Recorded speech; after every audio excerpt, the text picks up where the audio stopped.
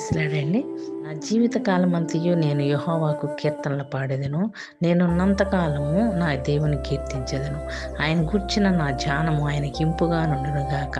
నేను యెహోవా యందు సంతోషించెదను. కీర్తనల గ్రంథంలో భక్తుడు ఏమని అంటున్నారండి? జీవితకాలమంతా నేను బ్రతికిన కాలమంతా దేవుని కీర్తిస్తాను, పాడతాను, ధ్యానం చేస్తాను, సంతోషిస్తాను అంటున్నాడండి. మరి భక్తుడు ఎక్కడ సంతోషిస్తున్నాడండి?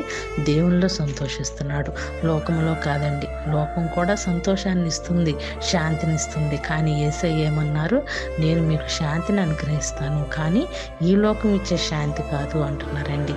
ఈ లోకపు సంతోషం, ఆనందం, శాంతి కొన్ని రోజులు మాత్రమే, కొన్ని గంటలు మాత్రమేనండి.